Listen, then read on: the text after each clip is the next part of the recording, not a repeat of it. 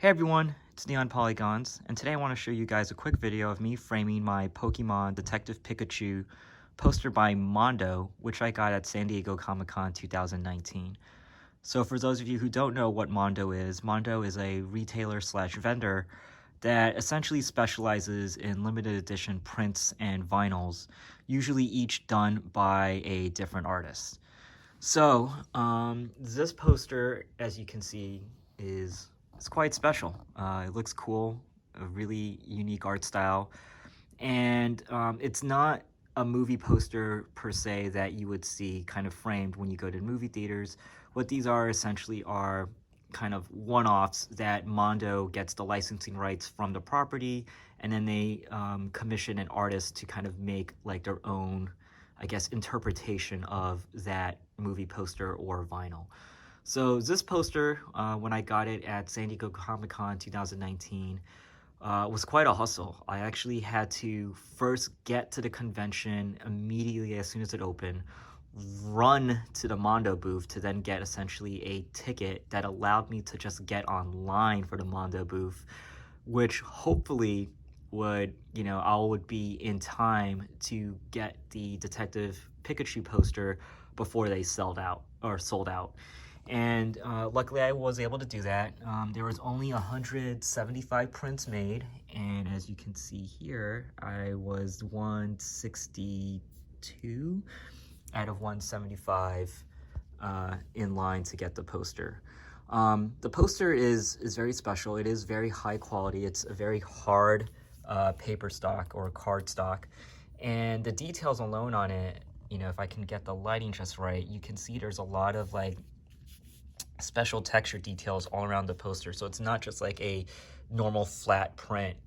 You'll see, like, as you just touch the poster, you'll notice that this is matted, this has like kind of like a glitter feel to it, and like there's like textures that you can feel like all across the poster itself.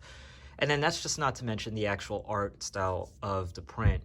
As you can see, like it's done in, I'm not really quite sure, but it's either in a 1950s kind of Japanese classic film style poster, or somewhat in the way of a Hong Kong 1980s action flick movie poster, or it could be done, or as you could say, kind of in a, I'd say 1960s North Korean propaganda pamphlet. So I mean, there's really different ways to kind of interpret how this poster was done, but all in all, it is very special. It is definitely looks very unique, and not what you would normally see a movie poster designed as. And that's not to say that the actual Detective Pikachu movie posters weren't that great, because they were, but I really do think this one like just stands out. Like some really cool details on it. You get like kind of like Jigglypuff kind of like sneaking out there, and you can kind of see his fur, and if you can actually feel his mane. I wish I could kind of show you how like the poster just has like these different textures that just go across it. You see like the Pokemon ball right there in the back. It's really cool when you look at the way how they kind of did Pikachu's magnifying glass, and you see like a little bit of a spiral detail inside. The kanji that basically says Detective Pikachu, the little pixel flame coming out of Charizard's mouth. So don't forget Bulbasaur over there in the back, or just sneaking out. And to me, I really love this poster. I love Pokemon, so I'm a little bit biased, but I also really love the movie. And even if there was a sequel to Pokemon Detective Pikachu, I don't think this poster would seem out of date. I think it would age pretty well. And for those of you who are big fans of Pokemon, I know personally that when you're watching a movie, Detective Pikachu, it brought up a lot of like childhood feelings and a lot of nostalgia. And so, yeah, I really wanted to go get this poster. And, when I got it, it's pretty huge. It measures 36 by 24 inches wide. And, it's quite, it was quite huge even when you roll it up, that it was going to be a hassle for me actually bringing it back home to New York from San Diego. So originally I was going to actually, sell it to another person while I was at San Diego, and I decided, you know what, I really want this poster, so I ended up shipping it to myself via FedEx from San Diego to myself back in New York, so it wouldn't get damaged, and so I can actually get it on the airplane without any issues. Um, I'm sorry, what I meant was so I can ship it to myself as opposed to getting it on the airplane and potentially damaging it or, just having issues with it because of its large size. So really cool to have this poster, and for those of you who did not see the movie, you totally should. Basically, it's a sequel, believe it or not, to Pokemon the first movie, the cartoon, back in 1999, I believe.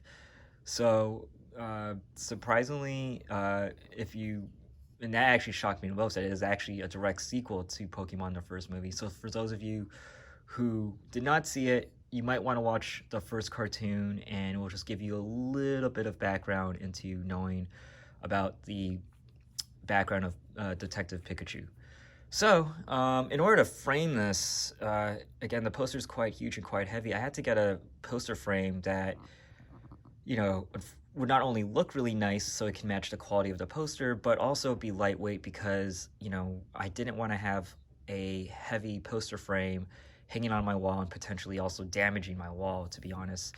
And so what I got was from Ikea. I got this Hovsta poster frame, and this was only $20. It measures 36 by 24 as well, and it weighs about 6 pounds, and I'm hoping that it will be a little bit lighter once I take out the matted frame in the back, that hopefully it will just be around 5 pounds with the poster inside, that it won't be too heavy for me to hang up.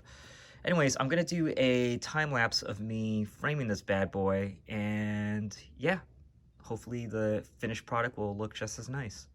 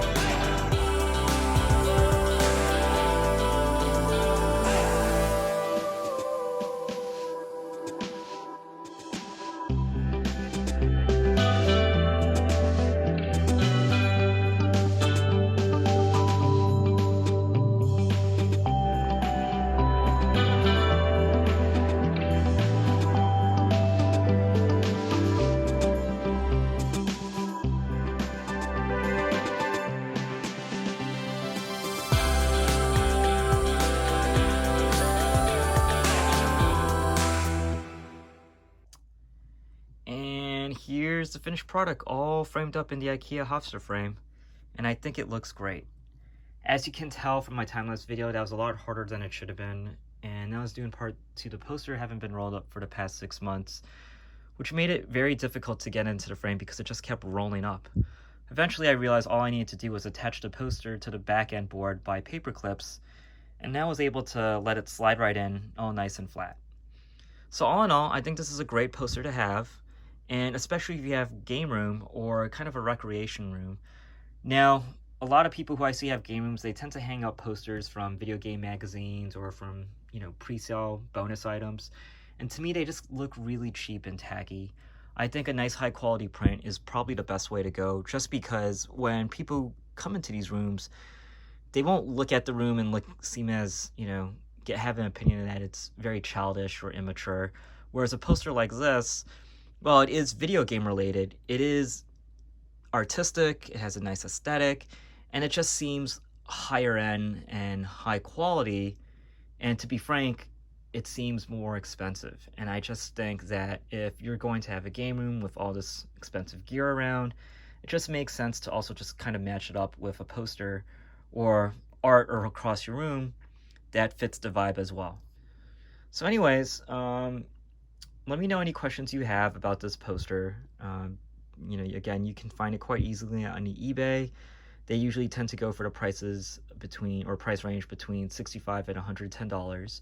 So you won't really have issues finding them. The big issue is actually getting them shipped to your home, as you know, I encountered that issue when I bought it originally back at San Diego Comic-Con.